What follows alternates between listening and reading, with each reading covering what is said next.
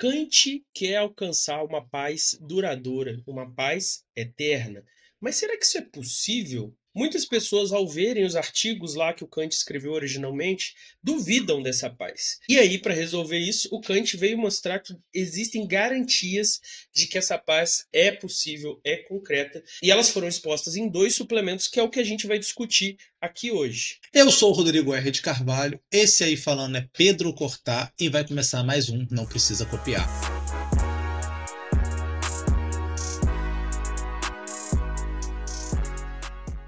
Depois de publicar os artigos A Paz Perpétua, Kant teve a necessidade de publicar dois suplementos e dois apêndices. A maior parte das exposições sobre a Paz Perpétua não inclui esses suplementos e esses apêndices, mas aqui no Não Precisa Copiar, a gente é pretensioso quando a gente está com moral para isso. E a gente vai fazer a exposição completíssima, a melhor exposição aí do universo sobre a paz perpétua. E isso inclui, então, os suplementos e os apêndices. E o que são os suplementos, que é o nosso primeiro foco agora? Os suplementos não trazem novos artigos, eles amarram as pontas soltas deixadas pelos artigos. Então, eles são uma espécie de fundamento do que os artigos apresentaram. Porque os artigos preliminares, com as suas propostas imediatas, e os artigos definitivos, com condições positivas e permanentes para a paz perpétua, eles geram questões.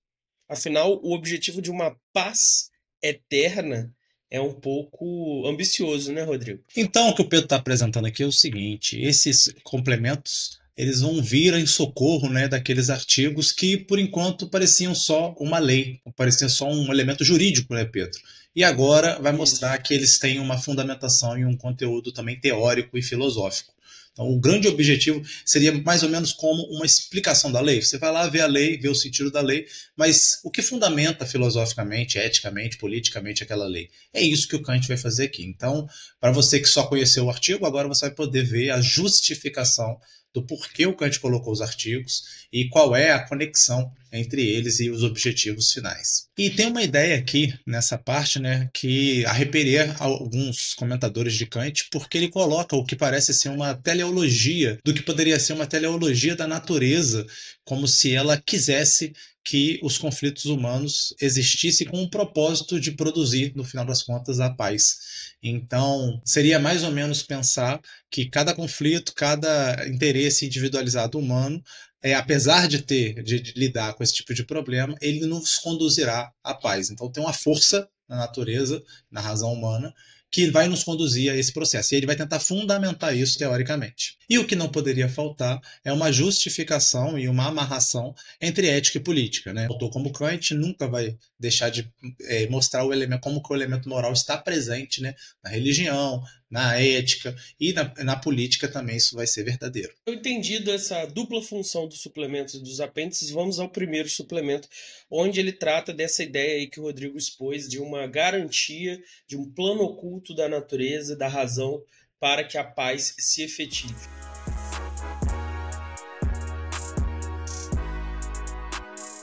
A ideia justamente do Kant é que não é uma teleologia como os antigos ali, que a natureza tem um fim. É que dadas as condições materiais do egoísmo e da competição, isso vai ter uma consequência que é a longo prazo essa paz. E a gente vai tentar explicar isso aqui para você. Mas basicamente quando as pessoas ficavam assim, isso aqui não é possível, Kant. Aí ele está respondendo, não só é possível, como é garantido pela realidade das coisas que isso vai acontecer. Isso que vocês dizem que contribui para a guerra também vai contribuir para a paz perpétua. A questão é saltar desse momento de guerra para o momento dos artigos do Kant. Mas as condições de possibilidade já estão aí para vocês. E essa ideia não é original dos suplementos, ele desenvolveu antes num outro livro. A ideia de uma história universal de 1784. É curioso, né, Pedro? Porque essa concepção de história vai ficar cada vez mais popular, né? Então a gente vai ver o surgimento da história enquanto a disciplina nesse período aí pós-Kant, né? O Schiller vai ser um historiador das guerras e vai trabalhar um pouco essa ideia. E daí em diante esse tema vai ficar muito popular. Com Hegel isso se torna determinante e com Marx também, né? Então você vê, o que o Kant está fazendo aqui é mais ou menos o que o Marx vai fazer depois com a questão da luta de classe, né? Vai falar, ó, a luta de classe é um elemento que está presente em toda a história e a partir disso eu consigo ver um fio condutor que vai nos levar a uma sociedade sem classe, é a sociedade comunista. No caso do Kant, que ele está fazendo isso do ponto de vista da interação entre os Estados nacionais. Ele está falando, olha, se você analisar o egoísmo humano, as formas institucionais e como os Estados vão se organizando e como que isso está se desdobrando no tempo, a gente percebe que a gente está caminhando para uma paz perpétua. Então seria mais ou menos essa ideia de olhar para a história e ver esse fio gradual que dá um salto dedutivo e fala assim, o fim desse processo histórico vai ser a paz perpétua. E aqui tem que se lembrar que o Kant não é um determinista, né, Pedro? Então ele não está dizendo que a natureza está determinando que o ser humano vai agir dessa ou daquela maneira. Ela está dizendo que a natureza favorece certas coisas que, tendo em vista que o ser humano é racional e tendo em vista que ele é moral, ele vai construir instituições que vão cada vez mais caminhar para essa harmonização e essa paz perpétua duradoura. E essa ação é indireta e muitas vezes paradoxal. Um exemplo disso é a guerra, né? A guerra, que deveria ser o oposto da paz, na verdade vai contribuir para a paz duradoura. Se você analisar como se davam, por exemplo, os deslocamentos de migração de povos, por exemplo, que formaram a Bulgária, os povos das invasões bárbaras que entraram no território da Europa, as grandes navegações, isso é tudo resultado da guerra. Então, no caso das grandes navegações, uma das coisas que contribuiu foi o fato dos otomanos começarem a fazer guerra no leste e ocuparem todos os territórios que davam ligação com a Rota da Seda para o Oriente, para a Índia e China. Isso levou à necessidade de se abrir novas rotas e eles achavam que pelas navegações isso era possível. E era possível mesmo. Então, a própria guerra vai levar a uma dispersão dos seres humanos por todo o globo, conforme os povos vão migrando, conforme eles vão sendo ameaçados por outros povos. E essa dispersão também não só vai fazer uma ocupação do globo, mas o contato entre os povos, o que é essencial para essa paz perpétua. Depois disso, a ameaça constante de outros grupos ao seu redor vai levar com que os povos se organizem em estados, porque a partir da construção desses estados você vai poder estabelecer mecanismos de proteção mútua. E aí dentro do estado vai ser possível criar a Constituição Republicana que o Kant considerou lá nos artigos essencial para a paz duradoura. Se os povos só ficarem dispersos fora de estados, o desenvolvimento de sair desse estado aí mais bruto, mais primitivo, para um estado republicano não vai acontecer. Então olha que doideira, a guerra leva à dispersão, que leva ao contato com outros povos, que leva ao conflito, que obriga eles a se organizarem em estados, que depois vai desenvolver para uma república. E olha que interessante a questão da natureza aqui presente, né, Pedro? Então, se todas as pessoas tivessem a mesma religião, a mesma cultura ou a mesma língua, tudo poderia ser conduzido a um monarca, né, unificado que poderia, né, abusar do poder, poderia ter esse elemento de ditatorial e autoritarismo maior. Mas a natureza fez os seres humanos capazes de criar culturas diferentes, religiões diferentes, línguas diferentes, o que colabora para justamente você não conseguir essa unificação e você forçar, né, essa dispersão da humanidade, dando esse processo que você acabou de narrar aí. Então, a pluralidade, essa dimensão farta da natureza humana, ela acaba fortalecendo a noção de que o único caminho, tendo em vista isso, é o equilíbrio. É justamente você constituir estados nacionais, esses estados começar a se relacionar de maneira equilibrada e de maneira não violenta. É claro que há um processo, é um processo histórico longo, é o que ele está chamando a atenção aqui. Então, por muito tempo você viu o conflito entre esses estados, mas no fim do dia, no fim da história, a gente vai ter que caminhar para isso. Um termo está muito popular hoje em dia, né, que é a ordem multipolar. Então, a gente está vivendo uma ordem multipolar hoje, que é justamente o que o Kant está chamando a atenção. O que é uma ordem multipolar? É que nós não teremos mais essa condução internacional a partir de uma ou duas potências. Você vai ter várias regiões de interesse, regiões de influência, regiões de poder. A interação entre os países, as nações e esses blocos vai ter que se dar através da diplomacia. Outro instrumento utilizado pela natureza é o comércio. Só que esse princípio do comércio não consegue conviver com uma guerra a longo prazo de grande escopo. Porque uma guerra dessa destrói rotas de comércio, destrói grandes cidades e destrói grandes mercados consumidores. E aí, por causa do princípio do comércio, os estados vão tender a evitar grandes conflitos e tentar acabar com eles o mais rápido possível para que essa destruição não cresça muito. Então, o dinheiro é um dos meios principais para você sustentar uma paz duradoura. Acho que isso aqui gerou um problema por Kant, né, Rodrigo, depois da Segunda Guerra, porque de fato, com dinheiro ligado a um lastro, é bem mais difícil você manter uma guerra duradoura. Mas nos termos que nós temos hoje de dívida externa e coisa e tal, fica complicado, porque dá para você fazer uma guerra, vender umas coisas, gerar uma indústria nacional. Se bem que o Kant falou contra também financiamento externo É de isso que eu ia guerra, né? falar, é isso que eu ia falar. É, Não é não, porque tá o Kant certo. proibiu esse financiamento É aí. verdade. Que a Kant ganhou de novo. Mas aqui o Kant, né, como sempre, aí, superando os seus posteriores, ele vai falar o seguinte, galera, não estou dizendo aqui que a paz perpétua é um destino garantido da humanidade, que ele vai acontecer, não é uma filosofia da história mecanicista, como a marxista, que é inevitável que o comunismo será a etapa final da história. O que ele está dizendo é, isso é uma possibilidade, e isso é uma possibilidade que está, de alguma maneira, propiciada pela natureza humana. Se nós vamos ou não construir isso, vai depender da liberdade humana. Então, Frederico Krepp adora falar que o marxismo, o materialismo tem um problema com a liberdade. Esse aqui é o problema. É esse mecanicismo histórico que está aqui no Kant falando, ó, não tem mecanicismo histórico. Isso é uma possibilidade que vai depender da gente usar esses elementos da natureza que estão a nosso favor e usar os elementos da razão para fortificar esses elementos da natureza. Então, a paz perpétua é algo construído conscientemente. Ele é propiciado pela natureza, mas é a consciência e a liberdade que vai garanti-los e vai construí-los na prática, na efetividade. Então, isso aqui é um recado importante que garante a liberdade humana e que faz um alerta, né, Pedro? Isso aqui não vai vir sozinho, não vai vir aleatório, não. Isso aqui tem que ser construído de maneira consciente, com diplomacia, com política. Na época do Kant, Rodrigo, a diplomacia era vista como uma espécie de preparação para a guerra. Entendeu? Por isso que ele fala muito disso do tratado de paz, não pode antecipar um conflito futuro. A diplomacia era assim: olha, eu vou segurar o inimigo aqui quando a situação apertar, vou atrasar essa guerra aqui para eu conseguir terminar outra guerra. Ela era vista como um jogo de xadrez, entendeu? Uhum. Vou organizar minhas peças para quando chegar a hora eu dar o checkmate. E hoje em dia, muito talvez por causa disso, a diplomacia não é vista como uma preparação para a guerra. Talvez a de alguns países seja, né, Rodrigo? Mas, em geral, a diplomacia é sobre uma cooperação internacional, sobre uma grande amizade internacional que vai permitir que todos floresçam juntos. Então, se na prática alguns países desrespeitam isso, coisa e tal, ok. Mas a ideia da diplomacia é você ter o seu interesse defendido, mas nunca tentar chegar nesse momento da guerra, sempre tentar resolver através da cooperação. Então, é uma mudança completa de paradigma. E olha, vamos pensar um pouquinho nessa questão das mudanças. O conflito entre os povos, o interesse econômico e a necessidade de se proteger.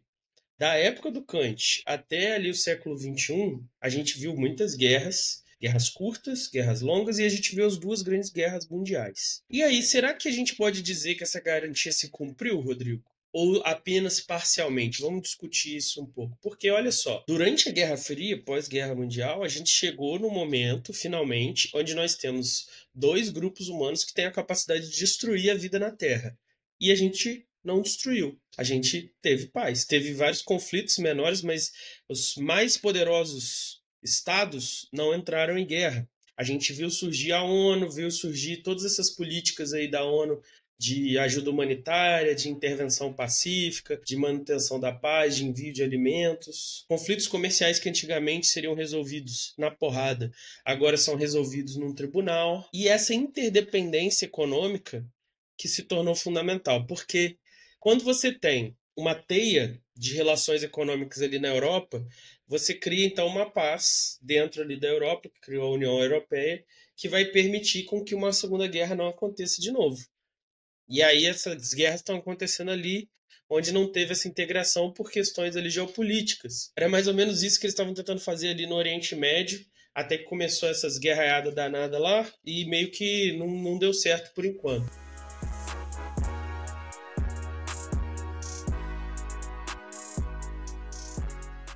E aí, Rodrigo, o que você acha? Você acha que se cumpriu ou não se cumpriu? E você, especialmente, que estava meio crítico, né? Não estava botando fé nessas garantias da natureza aí. O que você acha? Eu acho que, assim, é um dado. A grande questão não é se a gente já chegou no estado de paz perpétua. Isso aí seria ridículo dizer, né? Não chegamos. Sim. Há 100 anos atrás não existia nenhum tipo de instituição que promovesse esse tipo de diplomacia que você listou. Então, o Kant fala, né, da Liga das Nações, a gente fala aqui da Liga das Nações Unidas como dois elementos que surgiram depois disso. Mas a própria Cruz Vermelha ou qualquer tipo de instituição internacional que luta por algum tipo de direito nesse aspecto, digamos assim, essa natureza transformada em racionalidade e buscando a paz, né, nesse sentido. Então, eu acho que o fato de existir todas essas instituições prova que o Kant tinha razão e que está em aberto, né? Porque a gente não pode acusar o Kant da paz perpétua não ter chegado, porque ele falou que ela não era uma determinante que ia acontecer. Ele falou que ele é uma possibilidade. E tudo que a gente construiu nos últimos 100 anos, eu acho que mostra que, pelo menos, se aproximar desse ideal regulativo é uma possibilidade muito concreta, né? A gente cada vez mais constrói esses elementos que podem sugerir para a gente que é possível no futuro a gente construir a paz perpétua. Então vamos para o próximo suplemento, o artigo secreto. Obviamente, né, esse artigo secreto não é de fato secreto, né, tendo em vista que isso aqui é um tratado público que o Kant está apresentando, com razões, motivos, fundamentação teórica do como que a gente pode construir a paz perpétua. Ele usou esse termo só para amenizar a situação, né? Porque no fim das contas esse aqui é um problema, ele está tentando resolver e defender um ponto que é um problema antigo, né, Pedro? Que o Pedro vai poder remontar esse problema aqui ao Platão, né? Que é o problema do os políticos precisam ouvir os filósofos, né? Ou então, pelo menos, né, os políticos têm que ler a filosofia e ler a fundamentação e ver que isso faz todo sentido e colocar isso em prática, porque esses premissas e esses artigos e essa fundamentação teórica, se você não tem a política lidando com isso e desenvolvendo institucionalidades e mudando leis e construindo leis para botar isso em prática, aí realmente, como Kant disse, né, isso não vai passar de uma tendência da natureza humana, mas nunca vai se tornar uma verdade empírica e política, ética da humanidade, porque você não vai conseguir essa construção. E aqui a gente não está naquele nível, né, da sofocracia lá do rei filósofo, não é disso que o Kant está tratando, mas como consultores, né, de guerra e de paz. Então, os filósofos, assim como qualquer outros intelectuais, precisam ser ouvidos, né, sociólogos, o pessoal da ciência política, o pessoal da diplomacia, precisa ser ouvido pelo governante, e essa reflexão tem que fazer parte, né, da tomada de decisão do político, é exatamente isso que o Kant está defendendo. Então, o filósofo também tem que estar presente nesse debate de tomada de decisão, porque ele tem uma contribuição a dar que talvez seja vital para essa construção dessa paz perpétua. Disso que o Rodrigo falou, é importante frisar que naquela época acontecia mais, né? De você prender o filósofo por escrever uma ideia crítica ao governo, diferente da ideologia que governava. Hoje em dia isso talvez até aconteça em alguns lugares, mas não é mais tão comum. Será que por causa do Kant? O ponto é, a filosofia é uma eterna oposição. A filosofia sempre vai estar fazendo um exame crítico das ideias que são vigentes. E isso vale inclusive para ideias boas. Por que não, Rodrigo? Democracia é ótimo, adoro democracia, democracia é uma delícia.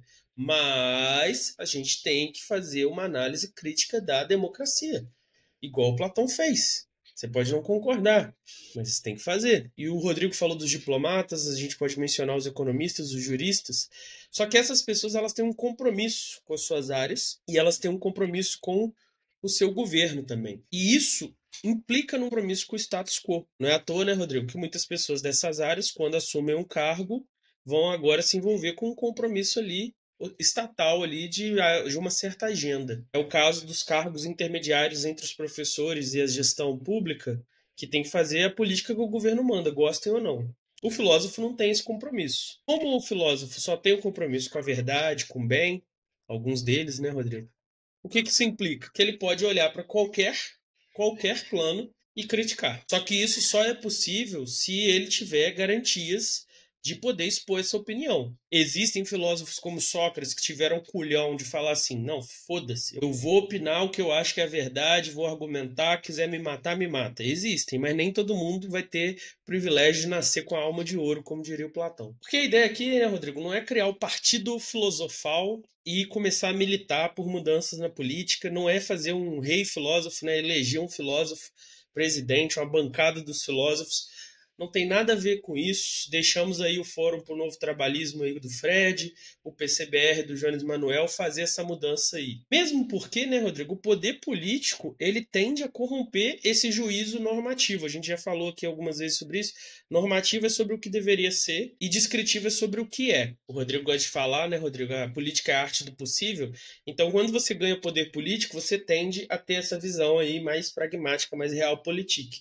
E aí você perde essa perspectiva do filósofo normativo, como as coisas deveriam ser. Eu acho até que o Kant não vai tão longe que os políticos devem ouvir os filósofos, eles só não podem impedir os filósofos de falar. E aí, se alguém ouvir os filósofos e mudar, ótimo. O cara, a gente pode pensar o marxismo, né? Goste ou não, o cara publicou, as pessoas ouviram e isso criou um movimento político em cima dessas ideias filosóficas. Mesma coisa lá com Hegel, né? A gente estava estudando a esquerda e a direita hegeliana uns vídeos para trás aí, mesma ideia. Pode chamar o Marx de filósofo, não, porque os filósofos só interpretaram o mundo e ele mudou o mundo. Então, ele entra em outra categoria aí. Os marxistas ficam Ó, bravos. se criar ideias que influenciaram correntes políticas conta como mudar o mundo, absolutamente todos os filósofos mudaram o mundo. Porque o Marx não mudou nada, assim, concretamente. Mudou? Ele mudou alguma coisa, assim, fisicamente? Ele foi lá, materialmente, foi lá e fez alguma coisa? Agora, se ele escreveu um livro, publicou um manifesto, botou uma ideia para rodar, e outras pessoas, outro país, pegaram essa ideia e agiram politicamente, beleza, a história da filosofia toda é feita por filósofos que mudaram o mundo. Aí tudo bem. Então ficou claro aqui qual é o ponto que o Kant está chamando a atenção. Então, os filósofos têm que ter o direito de falar, a liberdade de expressão para criticar é o seu dever enquanto filósofos. Essa crítica ela tem que ecoar nas esferas de tomada de decisão, ou ela deveria ecoar nas esferas de tomada de decisão. A vantagem do filósofo é não só sua formação para fazer essa crítica, mas também o fato de que ele não compõe corporações, ele não tem grupos de pressão, ele não se envolve diretamente com interesses que poderiam manchar essa crítica. Então, é uma ideia, talvez até criticável, né, Pedro? Que o filósofo é neutro o suficiente para cumprir um papel importante na crítica de como as coisas são feitas. Esse que eu acho que é o ponto aqui. Pode-se discutir se o filósofo é realmente tão neutro assim, mas o fato é que ele tem as ferramentas para fazer essa crítica. Então, eu acho que isso a gente pode concordar. A gente tem algumas garantias dessa, por exemplo, na liberdade de cátedra, né? Na liberdade de expressão, salvaguardada algumas exceções, e eu acho que isso ecoa muito com essa proposta do Kant aqui. Porque talvez, assim, acho que uma dificuldade das pessoas ao aceitar o debate público e a liberdade de expressão é que você tem certeza do que é o melhor, do que é o certo. Você não parou para pensar que o seu grupo político possa ter se enganado em algum momento. Mas as outras pessoas têm direito a ter essa mesma crença dogmática na garantia política do seu movimento. Só que vamos pensar no trabalhismo, né, Rodrigo? Você acha, por exemplo, que o João Goulart deveria ter feito diferente? Com certeza. Com Passado o certeza. rodo na tropa que veio de Juiz de Fora, para começo de conversa. Exatamente. O fato de que a gente passou esse tempo todo na ditadura, foi redemocratizado, estamos aqui agora olhando, a gente olha para trás e vê os erros do passado, que lá na hora não era possível. Ao não querer que alguém fale, que alguém tenha uma opinião diversa da sua, você está dizendo assim: olha, minha corrente política nunca errou, nunca fez nada abaixo do perfeito. Pô, não é possível isso. É claro que tem divergências e às vezes o olhar do outro vai ser fundamental. Então, mesmo que você não seja comunista, ter o Jones Manuel ali, ó, falando, criticando o PT, criticando a política, é essencial para você às vezes ver uma visão que você não veria. E você pode tirar dele. O que o Sêneca uma vez fez, Rodrigo, criticaram ele porque ele estava citando ideias epicuristas. Ele falou: as ideias são do universo. Se a ideia for boa, eu boto para dentro. Tem isso aqui não. E os governos que permitirem essa pluralidade de ideias, de pesquisas, de debates, eles vão florescer justamente porque as melhores ideias vão poder ganhar espaço. E aí você não precisa de um governo dos filósofos, só deixa os filósofos falarem e se alguém ouvir e a ideia funcionar, ela vai reverberar desde coisas como separação dos poderes, alienação, todas são ideias que, mesmo, por exemplo, que você não seja marxista, em algum sentido aquele conceito de alienação foi sendo evoluído, foi sendo transformado e vai se enraizando na política concreta, na política real. Em tempos de polarização, de mentira, de fake news, você percebe como é importante, né, ter essa, digamos assim, esse grupo de pessoas independentes para fazer essa crítica. Então, e você pode avaliar, né, se esse intelectual ele é meritório, quanto mais crítico ele for, inclusive, né, eu acho que um elemento que você pode usar, né, Pedro, para balizar se o cara é bom ou não, o quanto ele critica o próprio movimento dele, ou o próprio partido dele, ou o próprio corrente filosófica a qual ele segue. Então, quanto mais você perceber que esse cara critica suas próprias ideias, seu próprio movimento, seu próprio lado, digamos assim, mais crítico ele é. Então, mais a gente percebe essa contribuição que ele pode dar ao movimento. É claro que ele nunca é bem visto, né, Pedro? Então, você pega aí ó, o Frederico Crepe, aí, nosso amigo, ele tem vídeos detonando o próprio PDT que ele faz parte. Então, falando os erros, os problemas, por que não consegue ir para frente.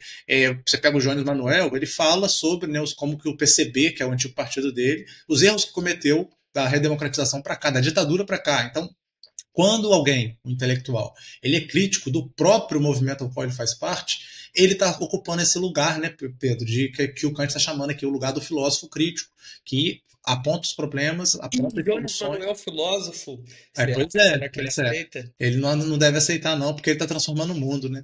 Mas a ideia é essa daí. A ideia é você conseguir produzir uma massa crítica que vai fazer avançar o que o Kant está falando que é o objetivo final, que pode ser construído, talvez nunca se construa, porque depende da liberdade humana, que é a paz perpétua. Mas se duas coisas, Rodrigo. Primeiro, você foi longe, já foi na alma de ouro. Eu já quero um Frederico Crepe e um Jones rebaixado que só critica a esquerda. Não precisa nem criticar o próprio movimento político. Mas tem gente que, eu sou comunista, não critico nada da esquerda Entendi. para não dar munição para direita. Isso aí já é uma derrota, já falhou miseravelmente. Assim, não pode ser assim. Pelo menos o amplo campo político seu, você tem que criticar para separar o joio do trigo, para falar, ó, essa esquerda aí que faz isso aí, ó, não mexo com isso não, a minha esquerda tá mais para cá. Mas se a gente chegar no nível alma de ouro aí de criticar o próprio movimento específico, excelente. Agora, outra coisa, Rodrigo, é que independente se vai realizar ou não, o fato é, ter esse ideal normativo como horizonte já ajuda a melhorar bastante, né? Ah, com certeza. Porque senão você fica até perdido, né? Como é que você vai fazer essa construção? É isso, e no próxima parte, os apêndices da paz perpétua.